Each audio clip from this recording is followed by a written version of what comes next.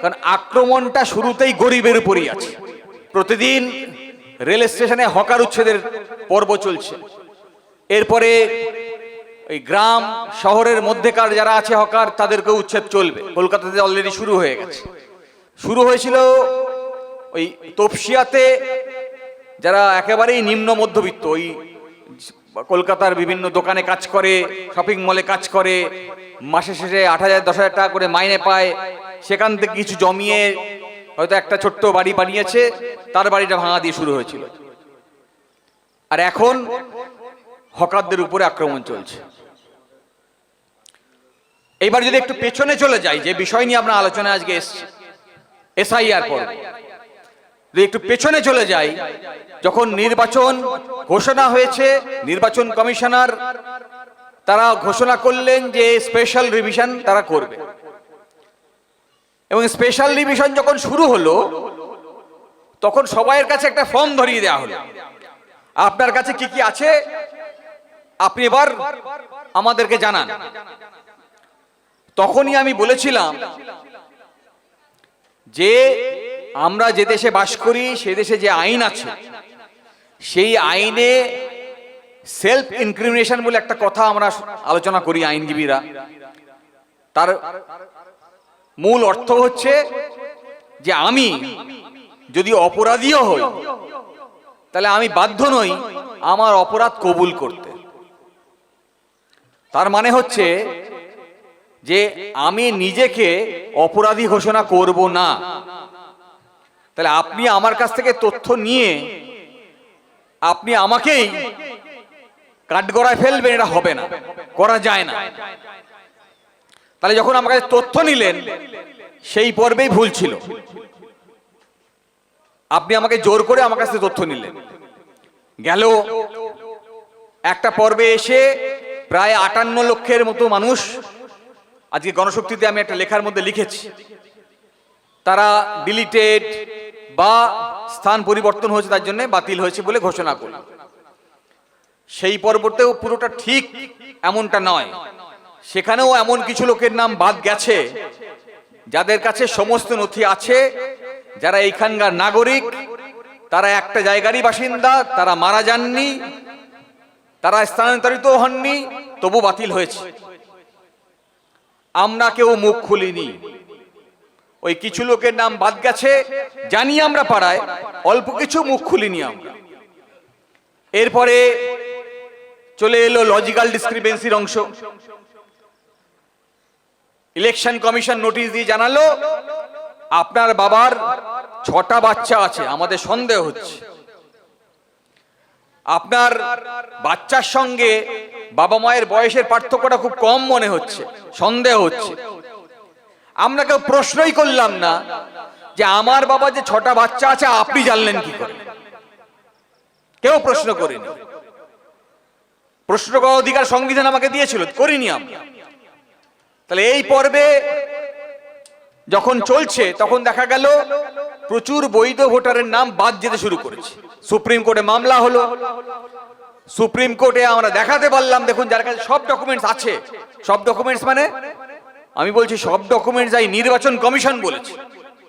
নির্বাচন commission circular দিয়ে বললেন 12খানা ডকুমেন্টসের তালিকা তৈরি করে দিলেন, বললেন যে এই ডকুমেন্টসটাই এক্সস্টিভ না, মানে হচ্ছে 12খানা ডকুমেন্টসের বাইরেও ডকুমেন্টস তারা কনসিডার করতে পারে।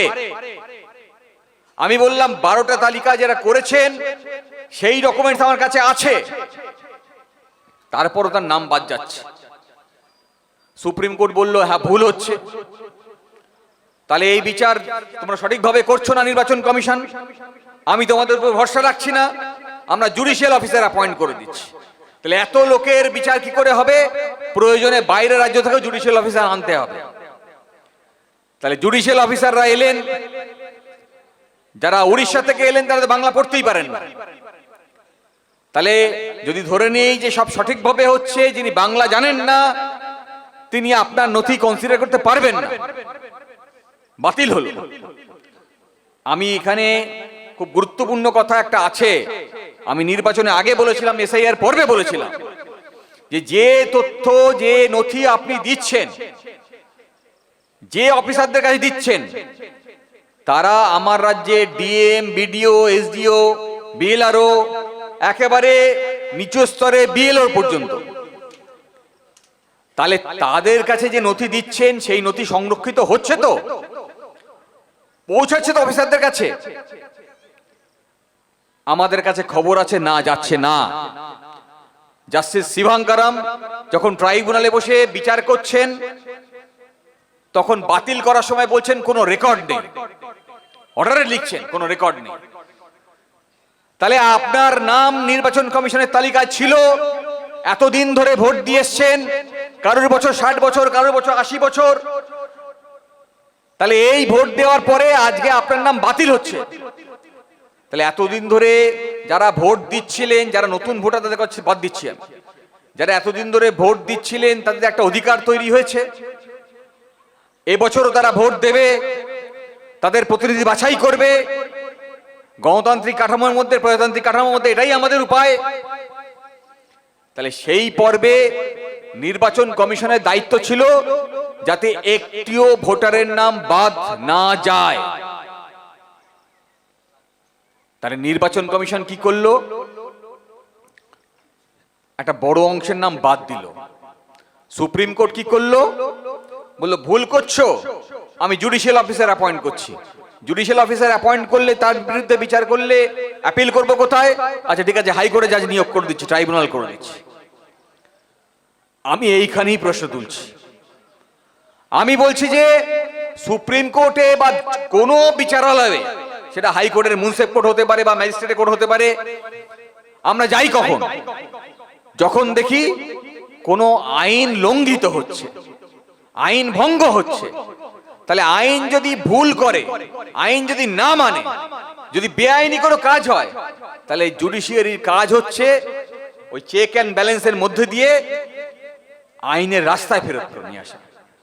যেটাকে ট্রাক থেকে বেরিয়ে গেছে, ডিরেলড হয়েছে, সেই ট্রামটাকে রেলের লাইনে ফেলতে হবে, ট্রাকে ফেলতে হবে, এটাই জুডিশিয়ারির কাজ। তাহলে যদি কোনো অন্যায় হয়ে থাকে তাহলে অন্যায়কে বাতিল করতে হতো, যদি ভুল হয়ে থাকে এসআইআর পর্বকে বাতিল করতে হতো।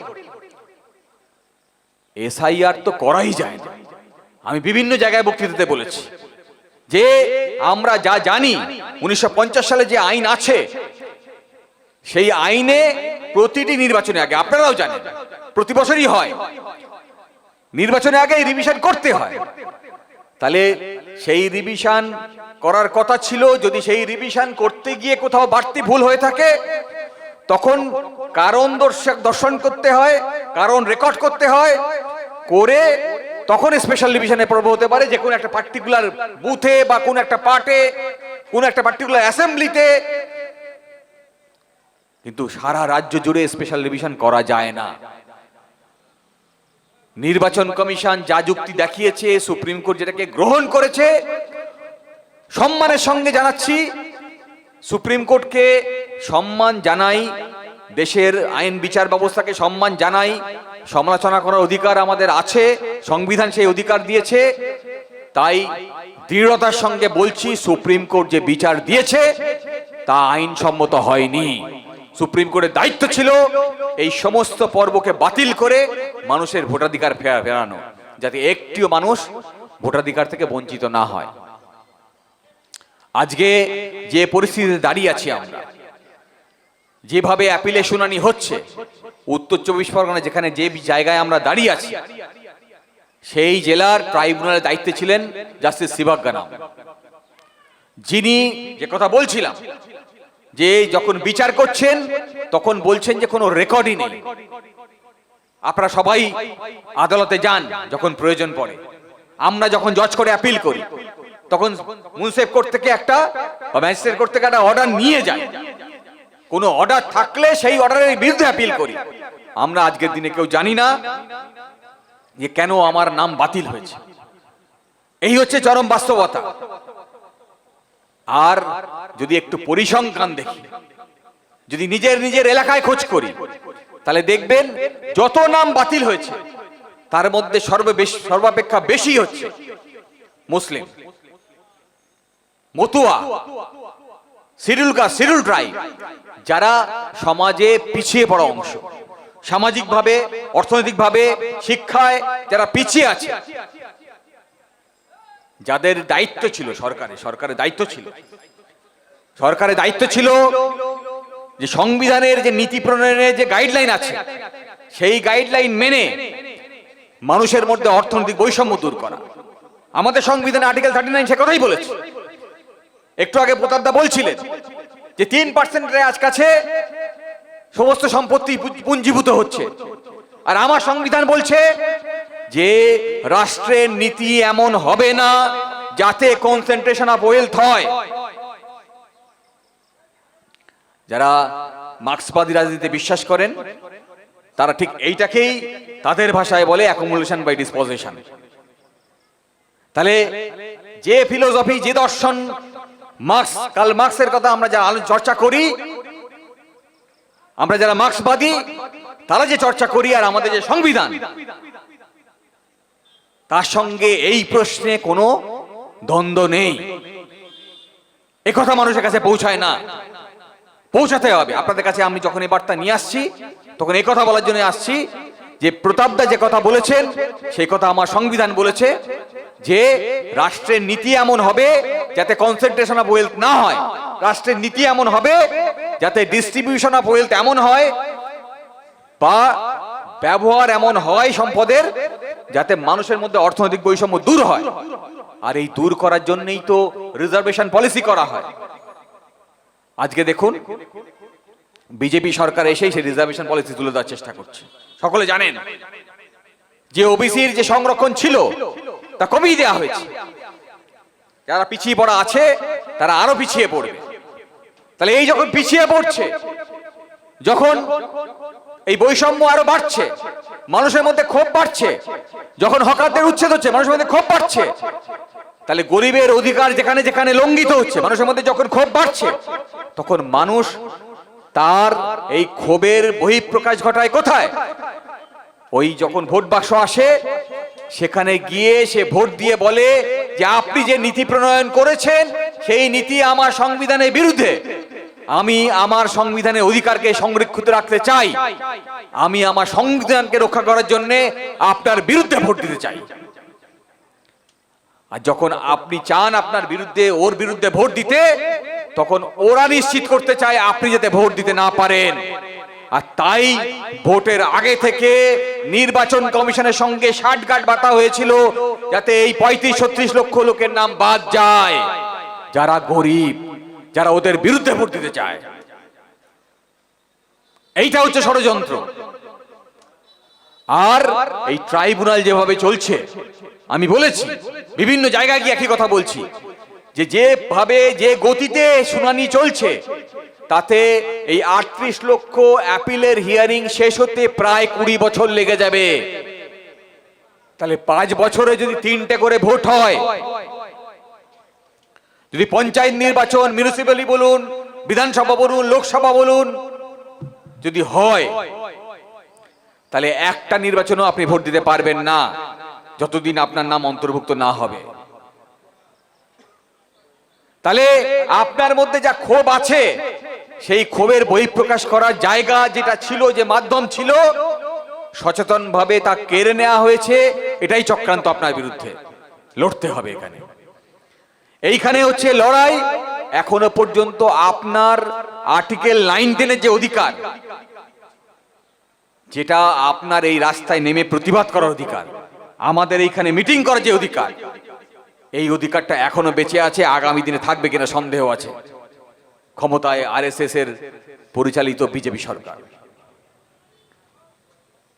আরএসএস এমন একটি সংগঠন এখন চর্চার মধ্যে আসছে যার রেজিস্ট্রেশন নেই, কোনো অ্যাকাউন্টেবিলিটি নেই। সে যা সিদ্ধান্ত নেয়, সে যা নীতি প্রণয়ন করতে চায়, তার দায়িত্ব কেউ নেবে না। একটা লোক যদি রেজিস্ট্রেশন থাকে তাহলে তার দায়বদ্ধতা থাকে। যার রেজিস্ট্রেশন নেই সে কোনো দায় নেবে না। তারা বলছে গ্রুপ অফ পিপল, কাকে ধরবেন আপনি? ধরার মতো কেউ থাকবে না। তারা নীতি প্রণয়ন করছে। কে সেই আরএসএস? আরএসএস হচ্ছে সেই দল, সেই সংগঠন, যে দল যেদিন আমার দেশে সংবিধান প্রণীত হচ্ছে 1950 সালে, আমি শেষ করতে চাই, সেই দিন বোম্বে হাইকোর্টের রিটায়ার্ড জাজ বলছেন, যিনি আরএসএস সংগঠনের সদস্য, যে দেশের মনু কোড আছে সে দেশে নতুন করে সংবিধান প্রণয়নের প্রয়োজন নেই। তাহলে যারা সেদিন সংবিধান মানেনি তারা আজকে আপনার সংবিধানের অর্জিত অধিকার কেড়ে নেওয়ার চেষ্টা করছে। এখান থেকে অল্প দূরে আকরাম খানের বাড়ি, আমরা তার নাম চর্চা করি না। আকরাম খান ছিলেন সেই যুগের স্বাধীনতা সংগ্রামী, আশফাকুল্লাহ খান ছিলেন সেদিনের স্বাধীনতা সংগ্রামী। তাহলে আশফাকুল্লাহ খান, আকরাম খানের কথা বললাম এই কারণ বসিরহাট অঞ্চলের লোক বলে। আর ক্ষুদিরাম বোস, ভগৎ সিং, সূর্য সেন, তাদের লড়াইয়ের মধ্যে দিয়ে যে সংবিধান পেয়েছি তাকে রক্ষা করতে হবে, দায় আমাদের আছে। আইনের লড়াই নিশ্চয়ই আমরা লড়বো, আপনার সহযোগিতা নিয়ে লড়বো।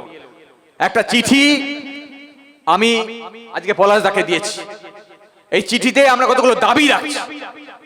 দাবিতে আমরা বলছি যে এই কারণ যেটা আমাকে জানানোর কথা ছিল যখন আমার নাম বাদ দিয়েছেন, এ আমার অধিকার, সংবিধান সেই অধিকার আমাকে দিয়েছে, সেই কারণ আমাকে জানাতে হবে। দুই, যেসব আধিকারিক আমার কাছে আপনার দেখানো 12খানা ডকুমেন্ট থাকা সত্ত্বেও আমার নামটা তালিকাভুক্ত করেনি, কারা তারা খুঁজে বার করতে হবে এনকোয়ারি করে, তাদের বিরুদ্ধে বিভাগীয় তদন্ত করতে হবে। হতে পারে সে ডিএম, হতে পারে সে এসডিও, হতে পারে সে বিএলআরও, কাউকে আমরা ছাড়তে চাই না। আপনি অফিস হোল্ড করে বসে আছেন, পাবলিক পোস্ট হোল্ড করে বসে আছেন, আপনার দায়িত্ব ছিল আমার ডকুমেন্টস দেখে, আপনি ডকুমেন্টসের কথা বলেছেন সেই ডকুমেন্টস দেখে আপনার নাম অন্তর্ভুক্ত করা। আপনার দায়, আপনার দোষে আমি এবছরে ভোট দিতে পারিনি। যদি আপনি সেই চক্রান্তে অংশ হয়ে থাকে তাহলে সেই চক্রান্তের দায় আপনাকে নিতে হবে, প্রয়োজনে আপনার চাকরি থেকে বরখাস্ত করার দায়িত্ব আমরা নেব। তিন, আমাদের প্রতিটি জেলায় আমাদের আদালত আছে। কেন ট্রাইব্যুনাল হবে এই কলকাতার এক প্রান্তে? গরিব চাষি, ক্ষেত মজুর, শ্রমিক, ডেলি ওয়ার্কার যারা, ডেলি ওয়েজার যারা, তারা কাজ বন্ধ করে কেন ট্রাইব্যুনালে যাবে? ফলে প্রতিটি জেলায় ওই ট্রাইব্যুনালকে স্থানান্তরিত করতে হবে, যাতে মানুষ সেখানে পৌঁছাতে পারে, যাতে ক্ষোভের কথা জানাতে পারে। 20 বছর আমরা তাই না, আমাদের দেব না আপনাদেরকে 20 বছর আমার নাম তালিকার বাইরে রাখতে। স্থির করতে হবে যে আমরা তালিকার অন্তর্ভুক্ত না করলে হয় তালিকায় ঢোকাতে হবে প্রতিটি নাগরিকের নাম, আর নাহলে নির্বাচন করবেন না। নির্বাচন না করতে দিলে ওরা আরো সুযোগ পেয়ে যাবে। ফলে নির্বাচনকেও নিশ্চিত করতে হবে আর তালিকায় অন্তর্ভুক্তিটাও নিশ্চিত করতে হবে। এই লড়াই তখনই সম্ভব যখন আপনি আমাদের সহযোগিতা করবেন। একসঙ্গে আইনের লড়াই, রাস্তার লড়াই একসঙ্গে করতে পারবো। অলরেডি আমি একটা চার্ট বানাতে দিয়েছি, আপনারা নিশ্চয়ই পেয়েছেন, আমি আলাদা করে বলছি না, পরের অনেক বক্তারা আছেন। আমি বলবো ওই চার্টটা প্রিপেয়ার করে দিন, আপনাদের তথ্য দিয়ে আদালতে আমরা একটা জনস্বার্থ মামলা করার চেষ্টা করছি। জনস্বার্থ মামলা করলেই সবকিছু হয়ে যাবে এ কথা বলছি না, কিন্তু আইনের লড়াই করে এই তদন্তকে নিশ্চিত করতে হবে। আইনের লড়াই করে যাদের কারণে আমার নাম বাদ গেছে তাদের বিরুদ্ধে শাস্তি ঘোষণা করতে হবে। ওদের বিরুদ্ধে শাস্তি ঘোষণা করতে পারলে তবে ওরাও ভয় পাবে। যে যন্ত্রণার কারণে আজকে আমরা ঘর ছেড়ে এই দুর্যোগের মধ্যে এক জায়গায় জড়ো হয়েছি, সেই যন্ত্রণার দায়ভার ওদের কাছেও পৌঁছাতে হবে, যন্ত্রণা ওদের কাছেও পৌঁছাতে হবে, তবেই এই যন্ত্রণা বুঝবে। ফলে সবাই মিলে একসঙ্গে লড়বো, এই লড়াইকে আরো শক্তিশালী করব, এই প্রতিজ্ঞা আমাদের সকলকে করতে হবে। আগামী দিনে সেই লড়াই করলেই সংবিধানকে বাঁচানো যাবে আর অর্জিত অধিকারকে রক্ষা করা যাবে বলে বক্তব্য শেষ করি। ধন্যবাদ কমরেড।